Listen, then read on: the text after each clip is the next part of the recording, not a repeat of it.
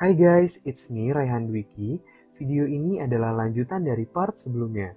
Jadi kalau kalian nonton video ini, pastikan kalian sudah nonton video part sebelumnya ya. Atau kalian bisa klik icon i yang ada di pojok kanan atas screen kalian.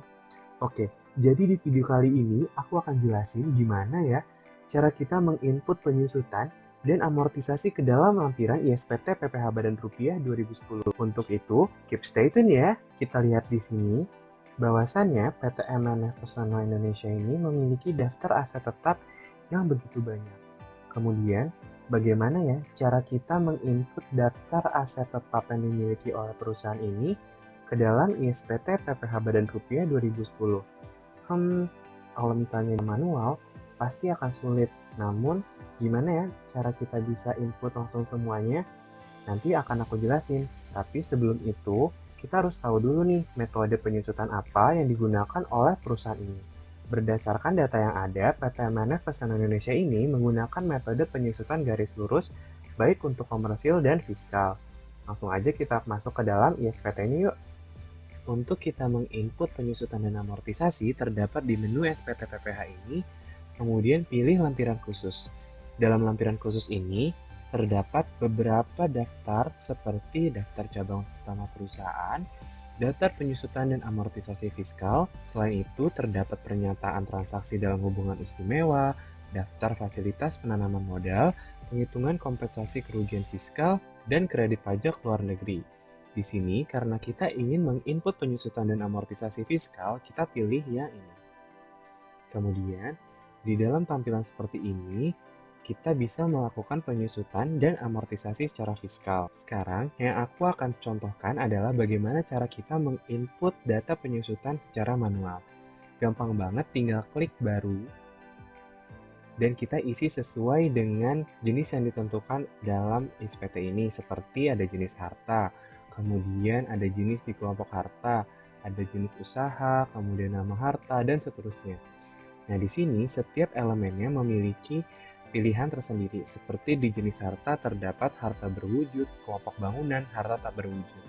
Begitupun yang terdapat dalam kelompok harta, jenis usaha, dan nama harta.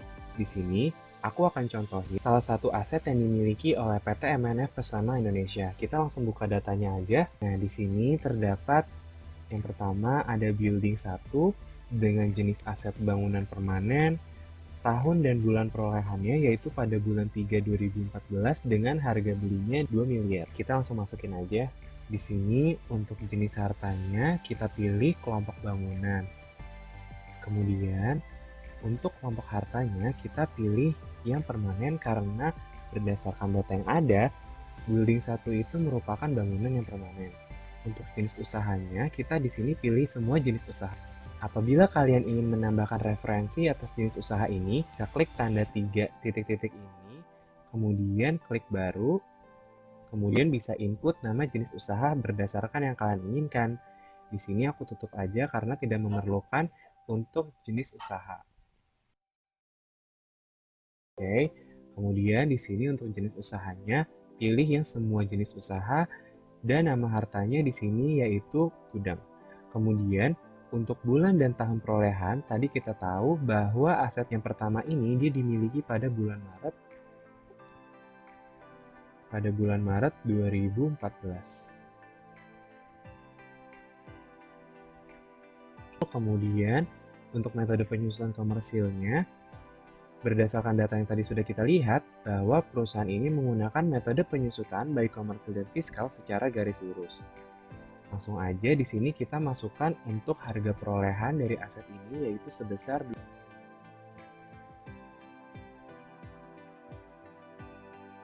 Oke, kemudian untuk nilai buku dan penyusunan fiskal tahun ini sudah automatically sama sistemnya dari ISPT ini. Kemudian, for your information, nilai buku yang diperoleh di sini adalah berdasarkan awal tahun. Untuk catatan tentang hartanya, di sini kita buat aja yaitu building 1. Kemudian, langsung kita simpan aja.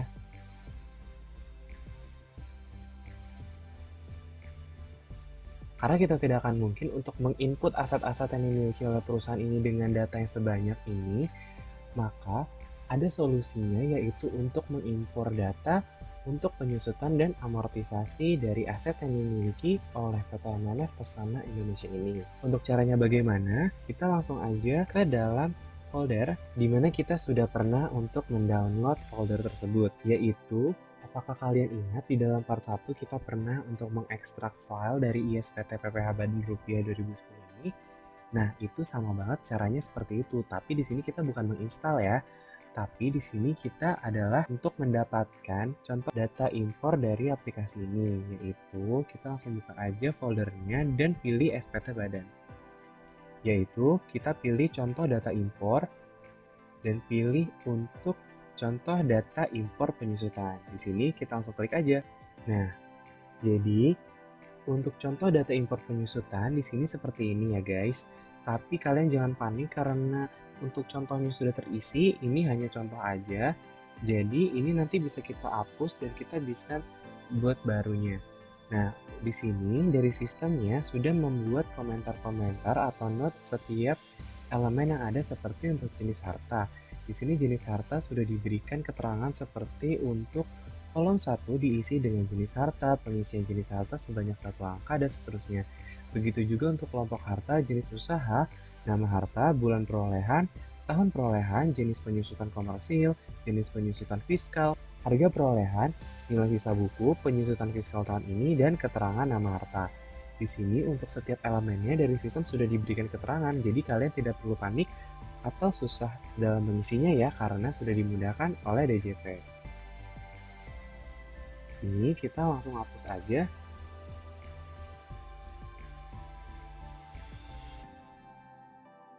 Pertama-tama yang kita isi dulu adalah bulan perolehan dan tahun perolehan. Kita langsung isi aja untuk bulan dan tahunnya. Kemudian setelah itu kita Ctrl plus Alt plus V. Kemudian kita pilih yang values. Langsung klik OK aja. Setelah itu, di sini ada jenis penyusutan komersial dan jenis penyusutan fiskal. Berdasarkan data yang sudah ada, bahwasannya perusahaan ini menggunakan jenis metode penyusutan yaitu garis lurus untuk komersial dan untuk fiskal.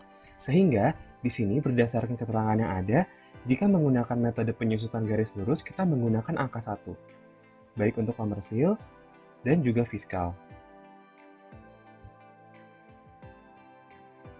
Kemudian, untuk harga perolehan, nilai sisa buku, penyusunan fiskal tahun ini, dan keterangan nama harta mengikuti cara-cara seperti sebelumnya ya.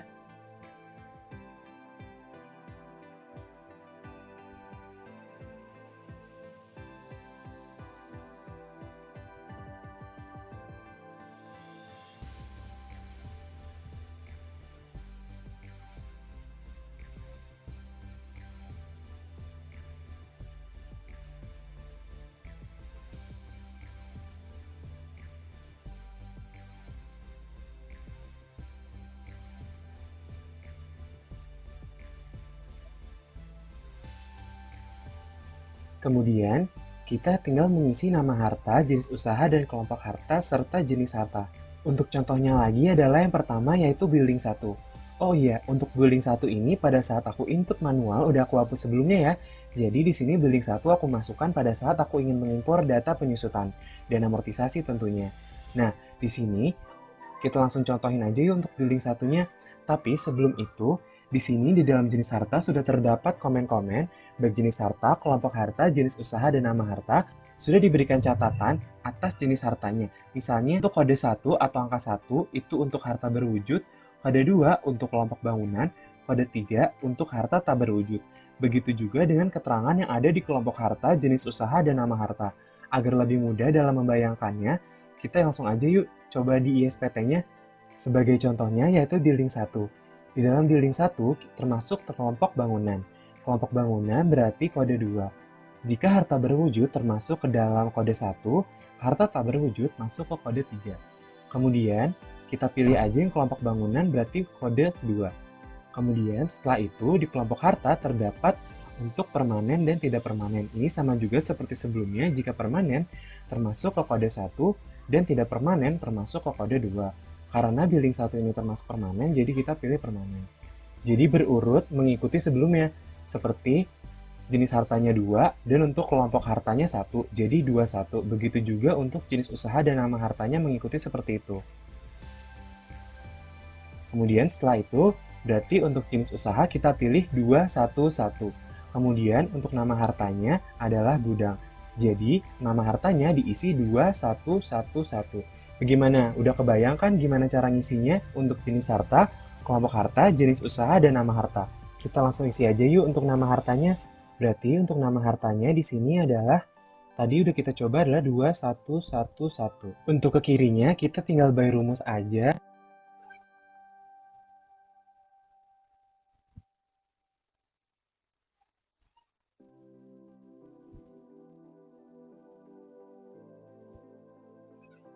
Nah, setelah itu, ini udah sesuai ya dengan apa yang udah ada di SPT. Kemudian untuk ke bawahnya mengikuti step yang sama.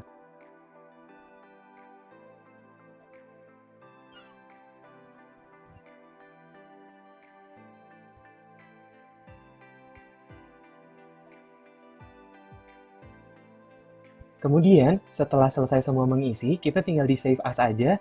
Save As-nya jangan lupa untuk ganti formatnya menjadi CSV.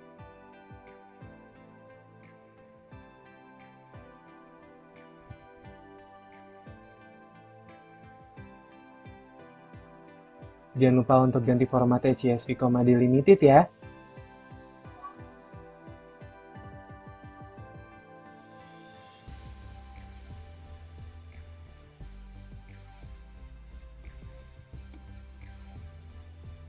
Kemudian, untuk impor penyusutan dan amortisasi yang telah kita buat sebelumnya, kita pergi ke Utility, kemudian pilih Impor Data.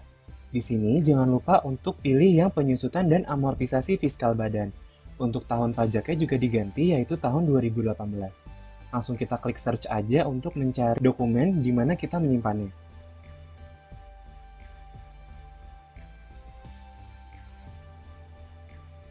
Kemudian kita view data. Jumlah data yang diimpor ada 194, kita klik OK aja, kemudian pilih view data lagi.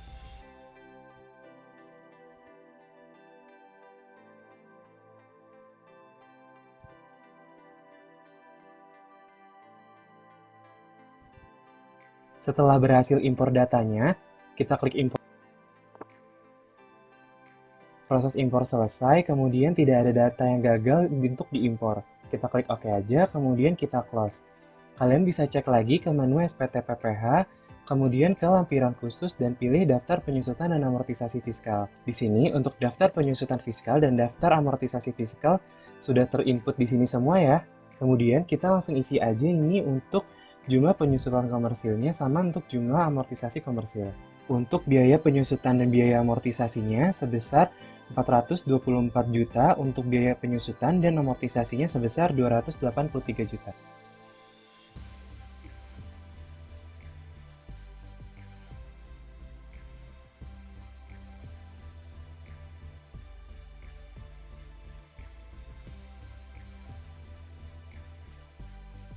Kemudian langsung kita tutup aja. Kemudian kita cek ke dalam lampiran 1 yang ada di SPT PPH. Yaitu, kita lihat di halaman yang kedua, di sini untuk selisih penyusutan komersil di atas penyusutan fiskalnya 0 dan selisih amortisasi komersil atas amortisasi fiskal sebesar 241 juta sekian. Kemudian untuk di halaman ketiganya, selisih penyusutan komersil di bawah penyusutan fiskalnya sebesar 148 sekian. Itu dia bagaimana cara untuk mengimpor penyusutan dan amortisasi ke dalam SPT PPH Badan Rupiah. Ternyata, di samping itu aplikasi ini memiliki kelemahan, salah satunya pada saat melakukan penyusutan dan amortisasi pada aset yang dibeli pada tahun yang sama dengan tahun yang tertulis pada SPT. Kemudian kita coba buktiin aja ya. Di sini di lampiran khusus di daftar penyusutan dan amortisasi fiskal, kemudian kita klik baru. Di sini random aja kita coba, seperti misalnya di sini harta berwujud, kemudian untuk kelompok 2, di sini untuk semua jenis usaha, dan kemudian nama hartanya adalah misalnya mebel. Nah di sini bulan dan tahun perolehannya aku misalkan bulan Mei 2018. Untuk metode penyusutan komersialnya di sini garis lurus, begitu juga dengan metode penyusutan fiskal. Untuk harga perolehan aku asumsiin di sini adalah 250 juta. Seperti yang kita tahu bahwa sistem dalam aplikasi ini sudah automatically untuk menghitung nilai buku dan penyusutan. Sayangnya, aplikasi ini tidak dapat mendeteksi bahwa misalnya nilai buku itu seharusnya di sini 0 karena nilai buku di sini berdasarkan awal tahun. Jadi kita harus input manual di sini 0. Kemudian, ternyata YSPT tidak dapat memfilter atau menyaring data penyusutan yang seharusnya tidak berada dalam tahun SPT badan. Contohnya, misalnya aset yang dibeli pada 2018, namun kita coba di sini, kita buka tahun SPT 2015.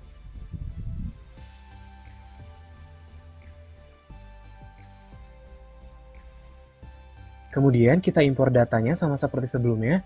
Di sini untuk penyusutan dan tahun pajaknya 2015. Apakah dia akan memfilter aset-asetnya?